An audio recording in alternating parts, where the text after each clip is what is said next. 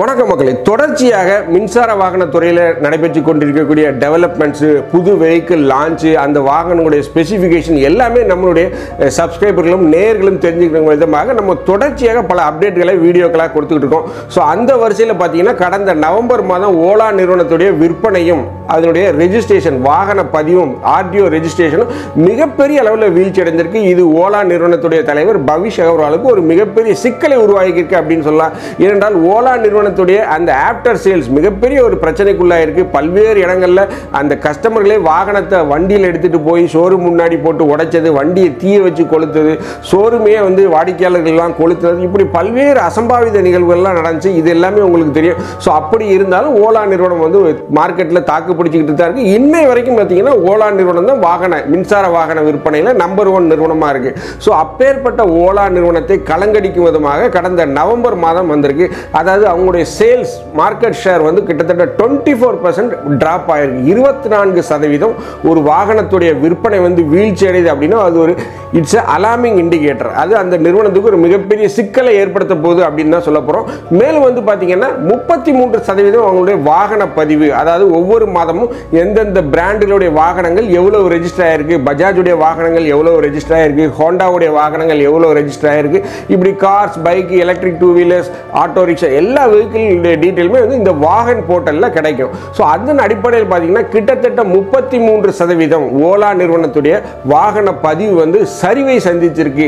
So இப்படி பல்வேறு சிக்கல்கள், போட்டியாளர்களுடைய வரவு, அதாவது ஹோண்டா நிறுவனம் அவங்களுடைய மின்சார வாகனத்தை அறிமுகப்படுத்தியிருக்காங்க. ஸோ இப்படி பல்வேறு நிறுவனங்களுடைய வரவு ஓலா நிறுவனத்துக்கு ஒரு மிகப்பெரிய சிக்கலை ஏற்படுத்தியிருக்கு. நேற்று JSW ஜிண்டால் ஸ்டீல் ஒர்க்ஸ் நிறுவனத்துடைய தலைவர் ஜிண்டால் என்ன சொல்லியிருக்காரு அப்படின்னா, நாங்கள் மின்சார வாகனத்துறைக்காக ஒரு புதிய ஃபேக்டரியை மகாராஷ்டிராவில் உருவாக்க போறோம். அந்த ஃபேக்டரியில நாங்கள் மின்சார 2 சக்கர வாகனங்களையும் மின்சார கார்களையும் உற்பத்தி செய்ய போறோம். ஒரு தனி ஆலையை பிரத்யேகமாக மின்சார வாகன ஆலைக்கு என்று உருவாக்க போறோம் அப்படின்னு சொல்லி அவர் ஒரு அறிவிப்பை கொடுத்திருக்கார். ஏற்கனவே JSW MG மோட்டார்ஸ்ல 35% பங்குகளை வைத்திருக்காங்க. ஸோ இந்த அறிவிப்பும் ஓலா நிறுவனத்துக்கு ஒரு மிகப்பெரிய சிக்கலை உருவாக்கி, ஸோ ஓலா நிறுவனம் பல்வேறு விலை குறைந்த பைக்குகளையும் மின்சார ஸ்கூட்டர்களையும் சமீபத்தில் அறிவித்திருக்காங்க. ஸோ இது எல்லாம் எடுபடுமா? எந்த விதத்தில் ஓலா நிறுவனத்துடைய அந்த விற்பனை சரிந்திருக்கு, ரெஜிஸ்ட்ரேஷன் எந்த இடத்துல வீழ்ச்சி அடைந்திருக்கு, அதை பத்தி தான் நம்ம இந்த நிகழ்ச்சியில் பார்க்க போறோம். நான் உங்கள் ஜோசப். வாங்க நம்ம நிகழ்ச்சிக்குள்ள போலாம்.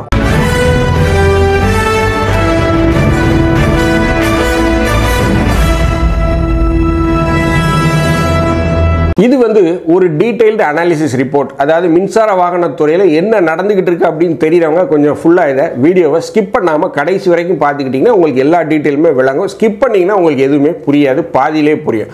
அதாவது டோட்டல் 2 வீலர் வெஹிக்கிள் ரெஜிஸ்ட்ரேஷன் இருக்கு இல்லையா, அதாவது எல்லா பிராண்டுகளுடைய மின்சார வாகனங்கள், பைக்கு தயாரிக்கிறவங்க, ஸ்கூட்டர், இவங்களுடைய ரெஜிஸ்ட்ரேஷன் பார்த்தீங்கன்னா கிட்டத்தட்ட 18% குறைந்திருக்கு அப்படின்னு சொல்கிறாங்க. இது பார்த்தீங்கன்னா ஒரு மிகப்பெரிய அளவில் வீழ்ச்சி. அந்த மின்சார வாகன சந்தையிலே 18% வெஹிக்கிள் ரெஜிஸ்ட்ரேஷன் வீழ்ச்சி அடைந்திருக்கு அப்படின்னு சொல்றாங்க. அதாவது என்ன சொல்றாங்கன்னா, நவம்பர் மாதத்தில் 1,14,000 வெஹிக்கிள்கள் தான் பதிவு செய்யப்பட்டிருக்கு, ரெஜிஸ்டர் பண்ணப்பட்டிருக்கு. ஆனால் இதற்கு முந்தைய அக்டோபர் மாதத்தில் பார்த்தீங்கன்னா கிட்டத்தட்ட 1,39,000 வாகனங்கள் பதிவு செய்யப்பட்டிருக்கு. இது ஒரு மிகப்பெரிய வீழ்ச்சி. இந்த சந்தை மின்சார வாகன சந்தை ஒரு சிக்கலான நிலையில் இருக்கு, ஒரு அபாயகரமான நிலையில் இருக்கு அப்படிங்கிறத கூட நம்ம எடுத்துக்கலாம். மேலும் இதில் குறிப்பாக நாம பேசுகின்ற இந்த ஓலா எலக்ட்ரிக் வெஹிக்கிளுடைய ரெஜிஸ்ட்ரேஷன் மட்டும் பார்த்தீங்கன்னா கிட்டத்தட்ட 33% வீழ்ச்சி அடைந்திருக்கு. எல்லாமே ஓவராலா 18%, ஓலாவுடையது மட்டுமே 33%. இது ஒரு மிகப்பெரிய ஒரு நம்பராக நான் பார்க்கிறேன். ஏனென்றால் ஓலா பார்த்தீங்கன்னா இந்த மின்சார ஸ்கூட்டர் வாகன சந்தையில் ஒரு மிக முக்கிய பங்களிப்பை கொடுக்குறாங்க.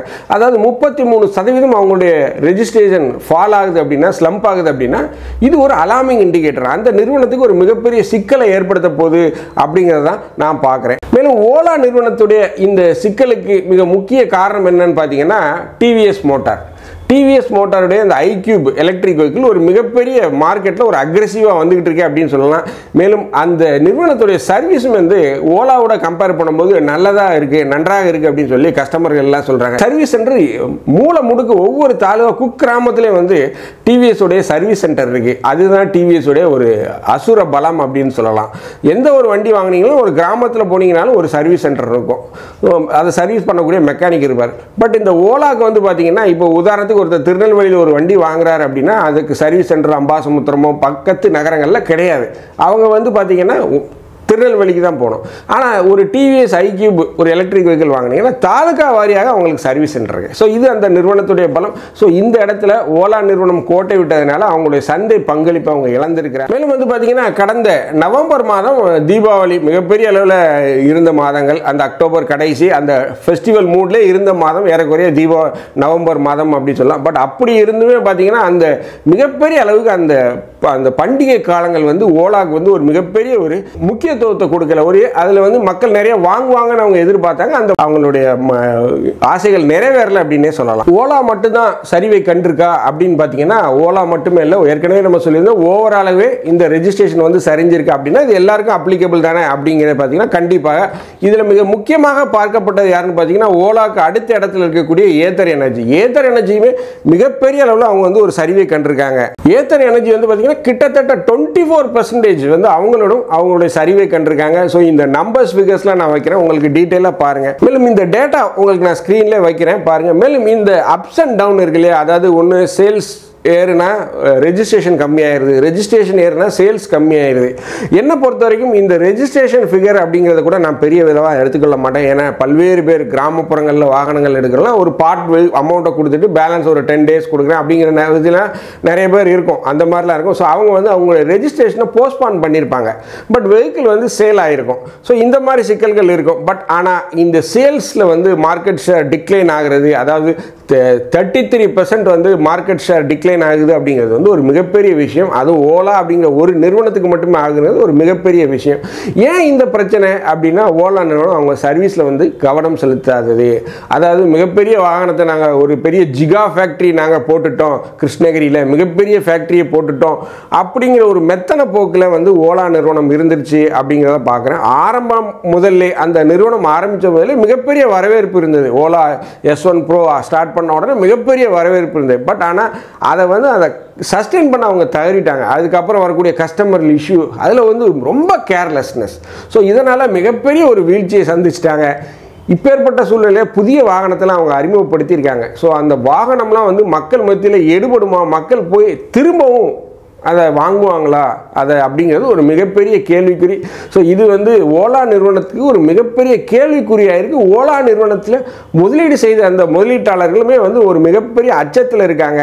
ஏனென்றால் காம்படிட்டர் தொடர்ச்சியாக ஒரு பக்கம் ஓபன் வர்றாங்க, ஒரு பக்கம் வந்தால் பார்த்தீங்கன்னா அல்ட்ரா வயலட் இருக்கிறாங்க, இன்னொரு பக்கம் பார்த்தீங்கன்னா பஜாஜ் ப்ளஸ் ஹோண்டா எல்லாருமே வந்து அக்ரெசிவாக வர்றாங்க. பிப்ரவரி மாதத்தில் யமஹா நிறுவனம் அவங்களுடைய ஃபேஷனோ வெஹிக்கிளை எலக்ட்ரிக் வெர்ஷனை லான்ச் பண்ணுறதா சொல்லியிருக்காங்க. இப்படி பல்வேறு விஷயங்கள் வர்றது மிகப்பெரிய ஜாம்பவான்கள் ஃபைனான்ஸில் மிகப்பெரிய ஜாம்பவான் நிறுவனங்கள் யமஹா ஹோண்டா மிகப்பெரிய நிறுவனங்கள்லாம் வரும்போது ஓலாவால் தாக்கு பிடிக்க முடியுமா அப்படின்னு பார்த்தீங்கன்னா என்னை பொறுத்த வரைக்கும் அது ஒரு மிகப்பெரிய கேள்விக்குறி தான், மிகப்பெரிய சிக்கல். ஏன்னா ஹோண்டாவில் இருக்க காசு இல்லை, யமஹாலலாம் இல்லை, பல 1000 கோடிகளை வச்சுருக்காங்க. அவங்கெல்லாம் மிகப்பெரிய அளவில் டீலர் நெட்வொர்க் வச்சுருக்காங்க, மிகப்பெரிய அளவில் எஸ்டாப்ளிஷ்டு டீலர் நெட்வொர்க் வச்சுருக்காங்க, டிவிஎஸ் பஜாஜ் ஹோண்டாலாம். ஸோ அவங்களுக்கு ஈடு கொடுக்க வகையில் இவங்களால் புதிதாக டீலர்களை அப்பாயின்மெண்ட் பண்ணி அவங்க வந்து ட்ரெயின் பண்ணி அவங்க மேன் பவருக்கு ட்ரைனிங் கொடுத்து இதெல்லாம் வர்றது வந்து ஒரு மிகப்பெரிய சிக்கலான வேலைகள். டீலர் ப்ராஃபிட்டபிலிட்டி இருந்தால் தான் டீலர் வந்து ஷோரூமை ரன் பண்ணுவார், ப்ராஃபிட் கிடைக்கலன்னா டீலர் இழுத்து மூடிட்டு வேறு பிஸ்னஸை பார்க்க போயிடுவார். ஸோ இதெல்லாம் ஒரு மிகப்பெரிய சிக்கல்கள் ஓலா நிறுவனத்திற்கு அவங்க எஸ்டாப்ளிஷ் பண்ண வேண்டிய ஒரு நிலையில் இருக்காங்க. பட் ஆனால் இந்த ஜாம்பவான்கள்லாம் எடுத்துக்கிட்டிங்கன்னா ஹோண்டா, டிவிஎஸ், யமஹா, பஜாஜ்னா இவங்கெல்லாம் ஆல்ரெடி எஸ்டாப்ளிஷ்டு பிளேயர்ஸ். இவங்க வெஹிக்கிள் ஆல்ரெடி மார்க்கெட்டில் பல லட்சம் விற்று ஓடிக்கிட்டு இருக்கு. ஸோ அவங்களுக்கு அந்த பிரச்சனை இல்லை, நெட்வொர்க் சர்வீஸ் நெட்வொர்க் இஷ்யூலாம் இல்லை. பட் ஓலா வந்து இன்னமும் வந்து கவனம் செலுத்தவில்லை என்றால் ஓலா நிறுவனம் மிகப்பெரிய ஒரு சிக்கலை சந்திக்கும் அப்படின்னு தான் நம்ம பார்க்குறோம். இந்த டேட்டா எல்லாமே நான் உங்களுக்கு ஷேர் பண்ணியிருக்கிறேன். மிகப்பெரிய அளவில் டேட்டா இது வந்து ஒரு ரொம்ப லென்த்தாகவும் நம்ம பேச முடியாது, பேசினா உங்களுக்கு கண்டிப்பாக போர் அடிக்கும். ஸோ நான் அந்த டேட்டாஸ் எல்லாமே உங்களுக்கு ஸ்க்ரீனில் வச்சுருக்கிறேன். உங்களுக்கு அது கண்டிப்பான ஒரு பயனுள்ள விஷயமாகத்தான் இருக்கும் அப்படின்னு நான் பார்க்குறேன். இந்த வீடியோ உங்களுக்கு பிடிச்சிருந்துச்சுன்னா தயவுசெய்து லைக் பண்ணுங்கள், ஷேர் பண்ணுங்கள், சப்ஸ்கிரைப் பண்ணுங்கள். மறக்காமல் கமெண்ட் செக்ஷனில் உங்களுடைய கருத்துக்களை சொல்லுங்கள். நன்றி, வணக்கம்.